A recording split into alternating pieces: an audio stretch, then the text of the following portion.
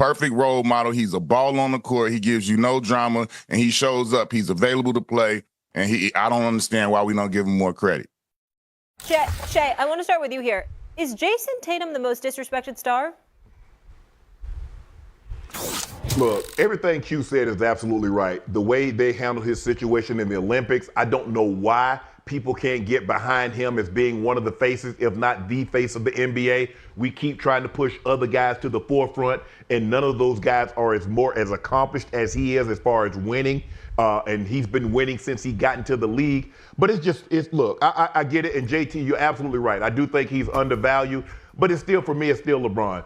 LeBron, I mean, people just take for granted that what we're seeing is that it's not happening. I still believe LeBron is a top 10 player. Now, Legs and Stephen A., you might disagree, but what he's asked to do at the age of 40 on a nightly basis before they got Luka, it's just hard for me to say that. It's just hard for me to say that there's somebody that's more undervalued. But if I had to pick one guy and say, you know what, Shannon, he's more undervalued than LeBron, it's Jason Tatum. And I don't know why. I don't know why people can't get behind him, Legs and Stephen A. I don't know what's not to like about him. He can ball on the court. He gives you no drama off the court. Maybe he need to start talking trash. Maybe he need to throw the ball, hit a jump shot and point in somebody's face.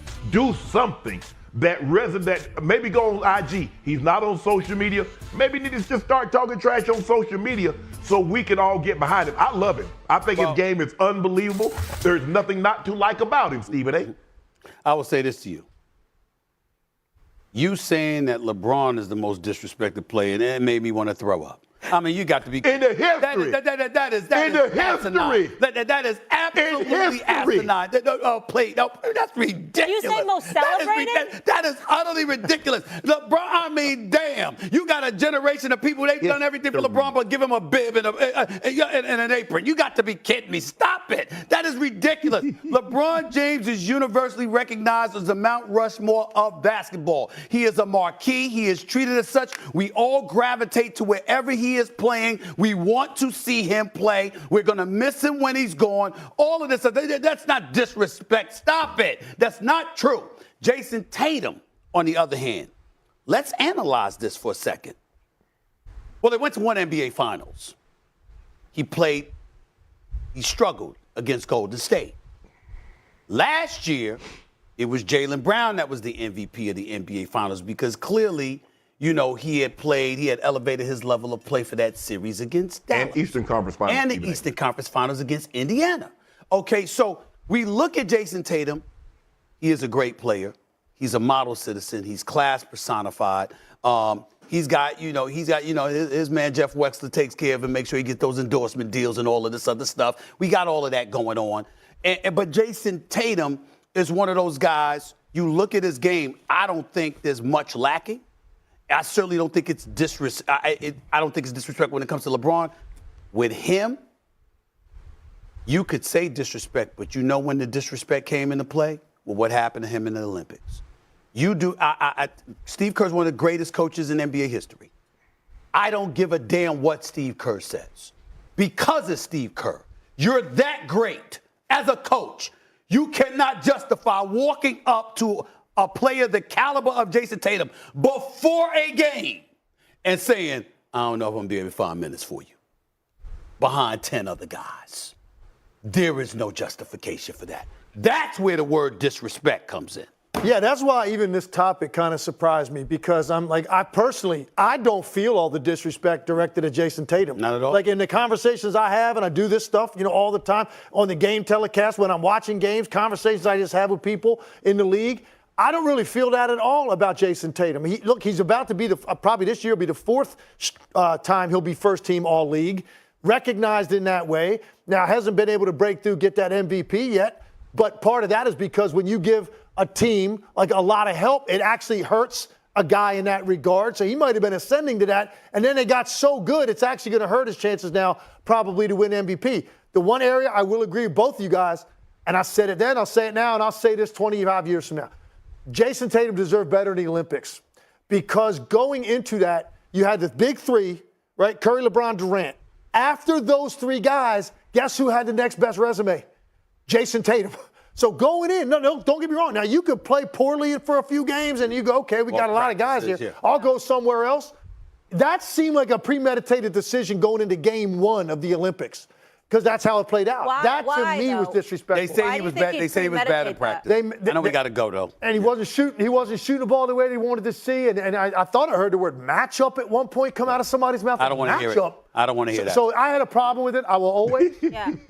So that was disrespect. But I thought this question seems like more like just broader consensus. Yeah. About Jason. He's not disrespectful. I don't feel like he is. He's not disrespectful. I feel like he gets the proper amount of credit for the great player that he is and being on a great team and now being a champion. Yeah. Well, he might get a lot more credit if they win. A pretty comprehensive win, both sides of the ball. But I wondered what stood out the most to you about the way you guys played.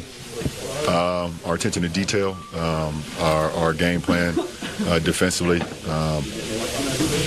We were locked in for 48 minutes. We followed all the keys that our game plan had entail, and we executed that.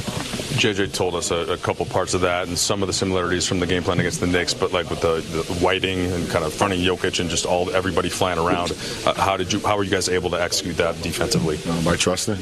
We had to trust each other, and then if things ever broke down, we had to cover for one another, and I thought we did that tonight. Did that for Luka? Did that look more like Luka tonight? And again, as you said, it's going to keep taking some time, but were there things that stood out? Yeah, this is, I think, it was 4th game back. But that's the Luka that we all accustomed, have been watching over the last 7 years. Especially you get that left side of the floor step back going. Pretty damn dangerous, and big time game from him tonight.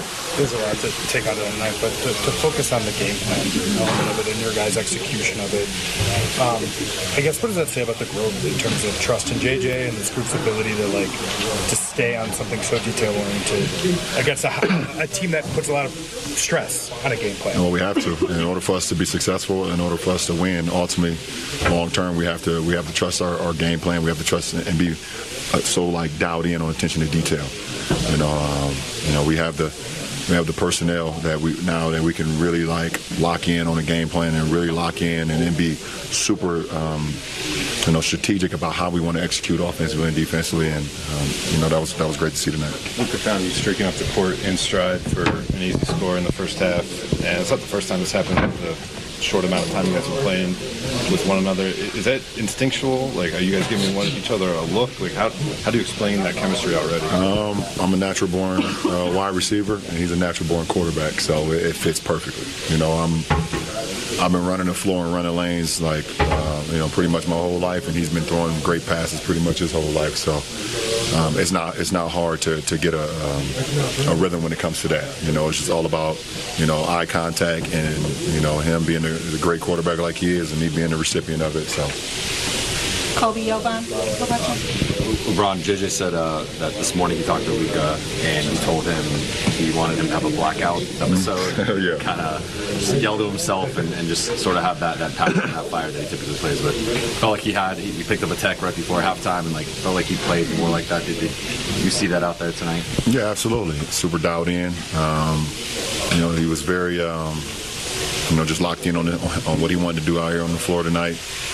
Once he, start hitting those step-back threes, they get the yelling and barking, either at the fans or at us or at himself, and he had every right to, I don't think he said too much to get the tee. They're kind of picking on us right now with the short leash on technicals, but he got hit in the head before the half,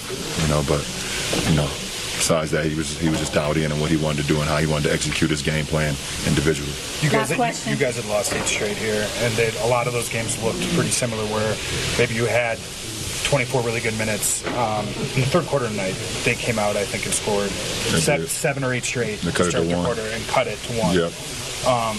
How did you guys withstand that? What did you like best about that stretch? We kept our composure, and then we hit some shots. I think Rui hit back-to-back threes. I think,